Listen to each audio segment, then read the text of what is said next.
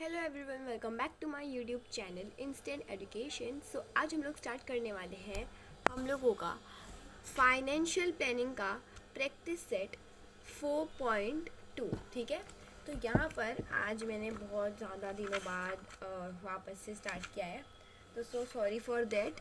Video बन नहीं पा रही थी थोड़े टाइम से, बट येस ओके। तो आज हम लोग स्टार्ट करने वाले हैं 4.2 से।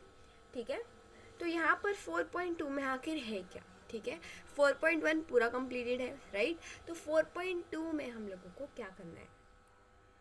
4.2 में सिर्फ दो चीज़ें हम लोगों को ध्यान में रखनी है, और वही दो चीज़ बहुत ज़्यादा इम्पॉर्टेंट है। ठीक है, तो यहाँ पे मैं बता देती हूँ कि हम लोगों को प्रैक्टिस सेट 4.2 में फाइनेंशियल प्लानिंग के क्या करना है। ठीक है, ओके। तो यहाँ पर हम लोग बस दो चीज़ें को ध्यान देंगे। एक होगा वो हम लोगों का, यहाँ पर मैं इसे जूम कर देती हूँ। ओके,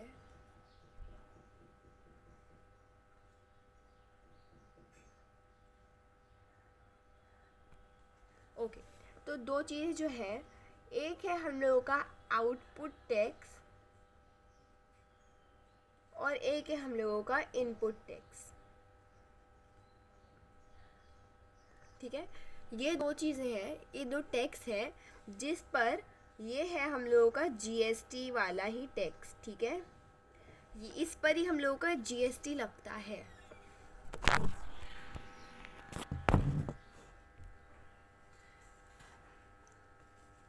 ओके, तो यहाँ पर आउटपुट टैक्स और इनपुट टैक्स। ठीक है, तो अब मैं ये बताती हूँ आप लोगों को कि आउटपुट टैक्स क्या होता है और इनपुट टैक्स क्या होता है। ये आपको चीज़ अच्छे से सुननी है, बिकॉज इसी के ऊपर एक फॉर्मूला भी है, छोटा सा फॉर्मूला है जो बहुत काम आने वाला है हर एक सम में। तो आउटपुट टैक्स क्या होता है। आउटपुट टैक्स वो टैक्स होता है जिसको हम लोग कलेक्ट करते हैं। Collect GST at the time of the sale. Collection of GST, collection of GST at the time of cell.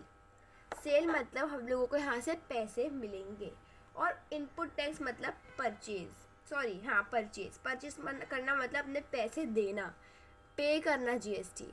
और आउटपुट टैक्स मतलब पैसे लेना, कलेक्शन।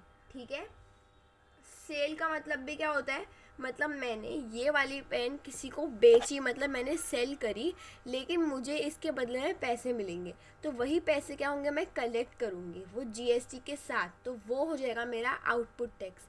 और जितने का मैं लूँगी, जैसे मैंने अब किसी से वाली पेन ली, तो मैंने यहाँ से लिया पैसे, तो मतलब मैंने अपने पैसे क्या है दिए हैं, तो वही क्या हो जाएगा, हम लोगों का इनपुट टैक्स हो जाएगा।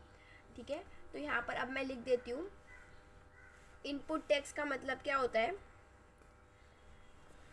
Page GST at the time of purchase. ठीक है, और ये क्या है, व्हाट इज दिस, क्या है, कलेक्शन, या कलेक्ट भी लिख सकते हो, collection of GST, collection of GST at the time of sale. ठीक है, इतनी बात क्लियर है आपको, कितनी बात, ठीक है। ये देखो, इतना सा चीज़ था यहाँ पर ये,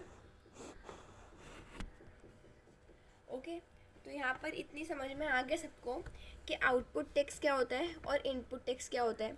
अब मैं आप लोगों को ये एक चीज़ में ध्यान रखने की, एक ये मतलब समझ में आया कि आउटपुट है इनपुट है, क्योंकि एक ही क्वेश्चन में दोनों चीज़ आपको दी हुई रहेगी, लेकिन आपको मतलब समझना पड़ेगा कि इनमें से आउटपुट कौन सा और इनपुट कौन सा है। तो एक बात हमेशा याद रखना कि जो भी आउटपुट टैक्स होगा ना आपका, आउटपुट टैक्स हमेशा इनपुट टैक्स से बड़ा होगा, ये बात ध्यान रखनी है। ठीक है, जैसा मैं आपको 4.12 का एक क्वेश्चन बता देती हूँ यहाँ पर। तो यहाँ पर बस क्वेश्चन लिखा हुआ है। ठीक है, यहाँ पर लिखा है paid GST this and collected this GST find the GST payable. तो देखो, अब मैंने आपको बोला था कि मैं आपको एक फॉर्मूला बताऊंगी जो ये दोनों चीज़ों से बनेगा। तो वो जो फॉर्मूला जो बनेगा ना ये दोनों चीज़ से, वो था जीएसटी पेएबल का, PAYABLE। जीएसटी पेएबल का एक क्या है, हमेशा आपको पता है ना हम लोग क्या करते हैं, अगर मुझे कुछ करना है तो मैं 2 - 1 करूँगी तो 1 आएगा, ऐसा ना करूँगी 1 - 2, तो वो तो माइनस में आ जाएगा आंसर, राइट। तो इसलिए हम लोग GST payable is equals to output tax minus ITC। अब सोच रहे हो कि अरे ITC क्या है, अरे भाई ITC ही मतलब होता है इनपुट टैक्स क्रेडिट, ठीक है। तो ITC का फुल फॉर्म क्या होता है, ITC का फुल फॉर्म होता है, एक सेकेंड बस, इनपुट टैक्स क्रेडिट, ठीक है। तो ये शॉर्ट फॉर्म है, लेकिन आउटपुट टैक्स का शॉर्ट फॉर्म नहीं है। इनपुट टैक्स को आप ITC लिख सकते हो। तो यहाँ पर जो है, यहाँ पर ये जो हम लोगों का ये एक फॉर्मूला है, और ये ध्यान में रखना बहुत इम्पॉर्टेंट है, क्योंकि 4.2 जो है ना, पूरा 4.2 इसी पर ही बेस्ड है, ठीक है। तो इसलिए बहुत इम्पॉर्टेंट है, तो अच्छे से अभी पढ़ लो, ओके। तो यहाँ पर इतनी बात समझ में आ गई। अब क्या है, आउटपुट टैक्स का मैंने आप लोग को बता दिया बड़ा, और इनपुट टैक्स मतलब छोटा, ठीक है। आउटपुट टैक्स मतलब क्या, कलेक्शन, पैसे आना मतलब कलेक्शन, कलेक्शन मतलब आउटपुट, बाहर से पैसे आ रहे हैं तो आउटपुट, ठीक है, ओके। तो फर्स्ट क्वेश्चन पे अब चलते हैं हम लोग। तो यहाँ पर अभी लिख देते हैं,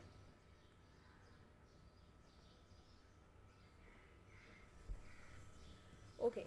तो यहाँ पर फर्स्ट क्वेश्चन क्या है, Chetna store paid total GST of 1,50,500 at the time of purchase and collected GST rupees 1,22,500 at the time of sale during 1st of July 2017 on to 31st of July 2017.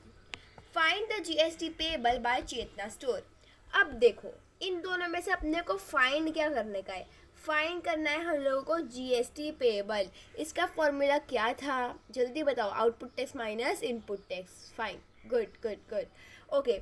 अब इसमें से आप लोग बताओ कि इन दोनों नंबर्स में से आउटपुट टैक्स क्या है और इनपुट टैक्स क्या है, इन दोनों नंबर्स में से आउटपुट टैक्स क्या है और इनपुट टैक्स क्या है। तो यहाँ पे अब मैं बता देती हूँ, देखो, चेतना स्टोर पेड GST रुपीज़ कितना, 1,05,000, ठीक है।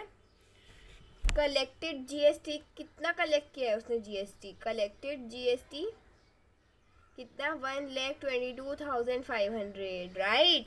अब इसमें से आप लोग सोचोगे बड़ा क्या है, ये है, तो यस ये आउटपुट टैक्स हो गया, यस यस ऐसा लिख सकते हो। बट यहाँ पे हम लोग थोड़ा सा वर्ड्स बनाकर लिखेंगे, therefore GST paid eight the time of purchase is equals to 1,05,000, तो there is equals to ITC, तो therefore ITC is equals to इतना, ओके। अब देखो, अब क्या करने का है, अब यहाँ पर हम लोग आउटपुट टैक्स फाइंड करेंगे। तो tax collected is equals to output tax,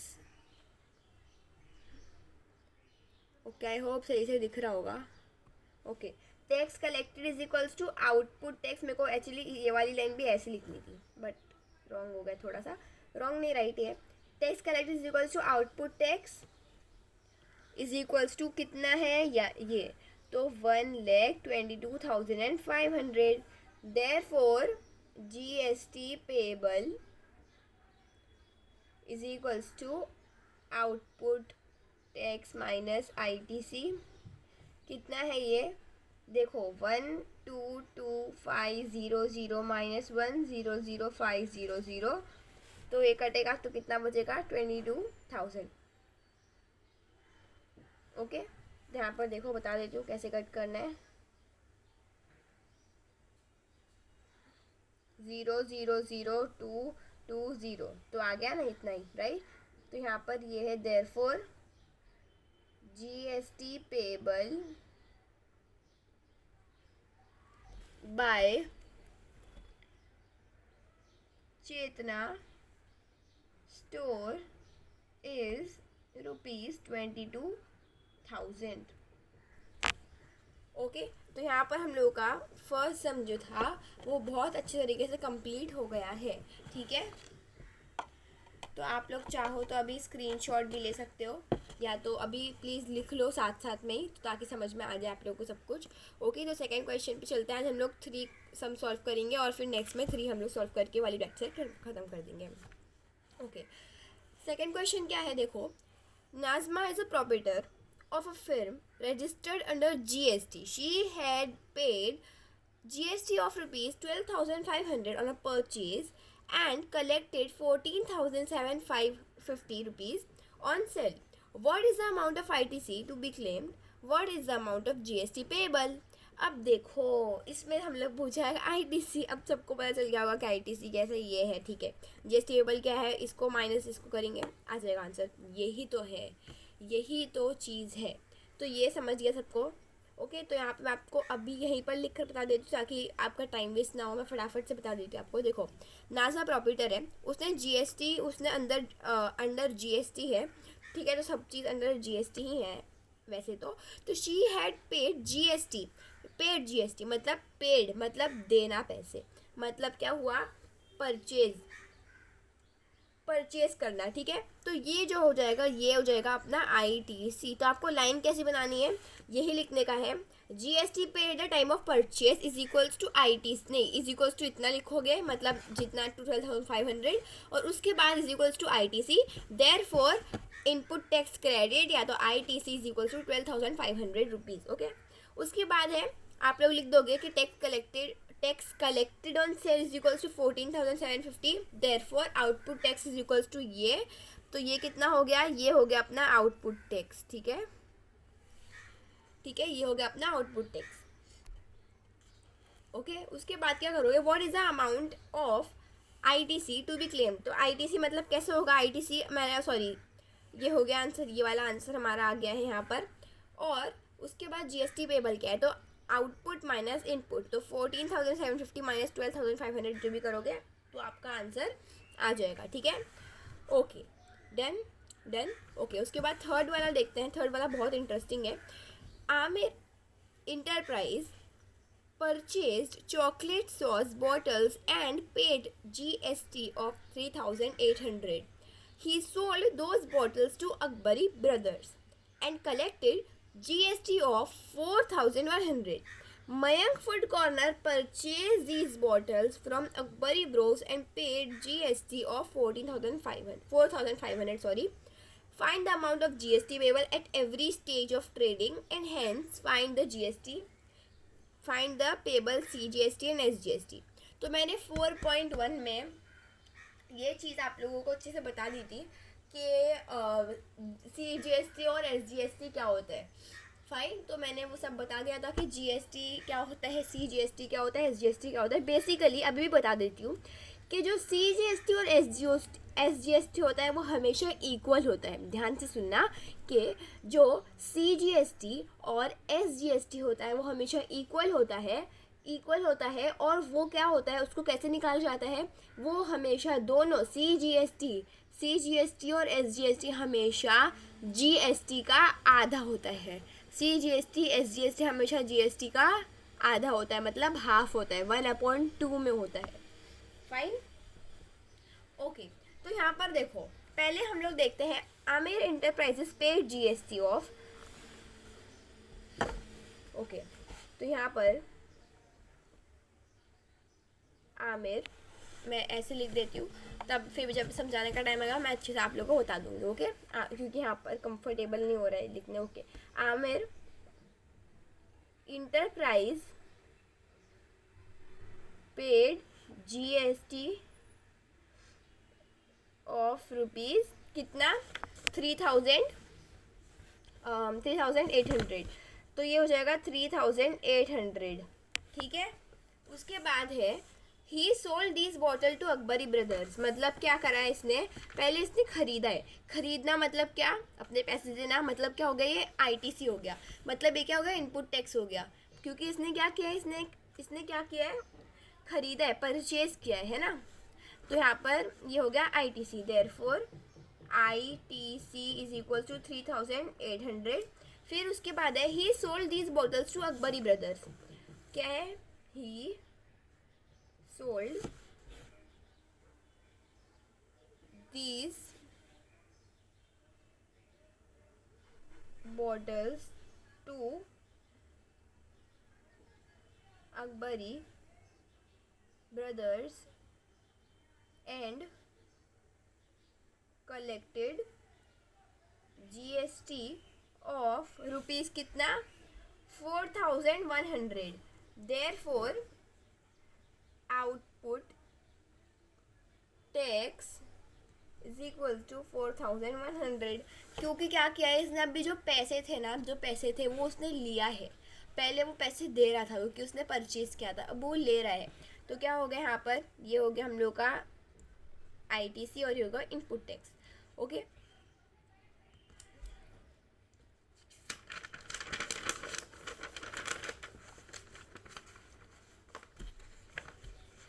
okay. तो अब क्या होगा यहाँ पर, देयरफॉर मैं यहाँ पर इसको जूम कर देती हूँ। Therefore GST payable for Aamir enterprise is equals to output minus, यहाँ पर टेक्स्ट भी लिखना है प्लीज़, मैं भी लिख नहीं रही हूँ, इज इक्वल्स टू 4100 माइनस 3800। तो यहाँ पर कितने का GST पेबल निकला, 3,000 का, ठीक है। तो यहाँ पर देख लो, यहाँ पर भी आंसर, ओके, यस 38, 40, 41, यहाँ पर 300 आएगा। No, I think textbook के पीछे आंसर रॉन्ग प्रिंट हुआ है।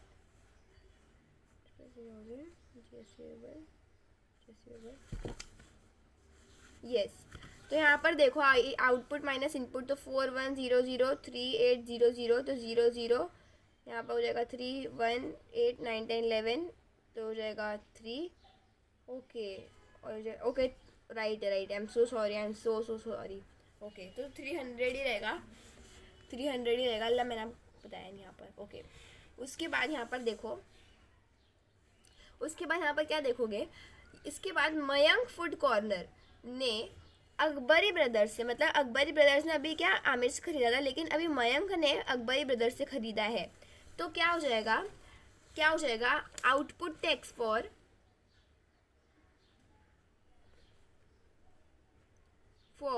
अकबरी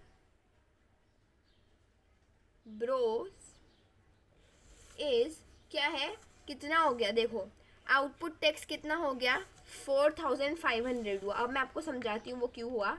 और ITC अकबरी ब्रदर्स के लिए पता है कितना हुआ है, ये हुआ है 4100। अब मैं आपको बताती हूँ क्यों।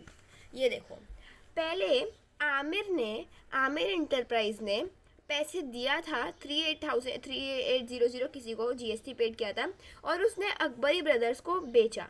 तो जब बेचा उसने, तो उसने इतने पैसे लिया, मतलब अकबरी ब्रदर्स ने आमिर को पैसे दिए होंगे, है ना। मतलब आमिर ने परचेज किया था ये शेयर, सॉरी ये सॉस की बॉटल। तो जो आमिर इंटरप्राइज ने परचेज किया था ना, वो हो गया इतना पैसा 4,100, क्योंकि जो अकबरी ब्रदर्स ने आमिर इंटरप्राइज को बेचा है आमिर के लिए, वो क्या हो गया आउटपुट टैक्स।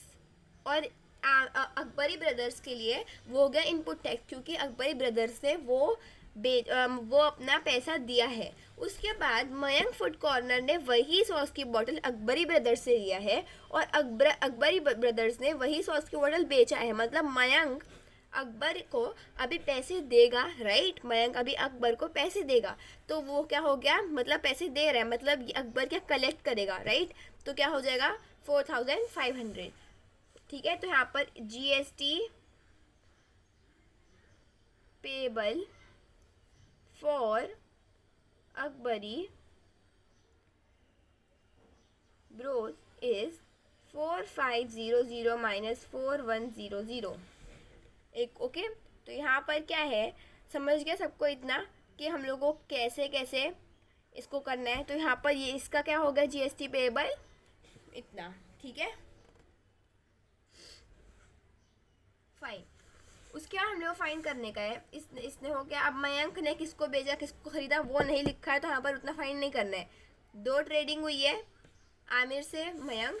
क्या हुआ था यहाँ पर, आमिर से हुआ था अकबरी, ओके, और उसके बाद हुआ था मयंक। तो देखो, आमिर ने अकबर को बेचा, अकबर ने मयंक को बेचा।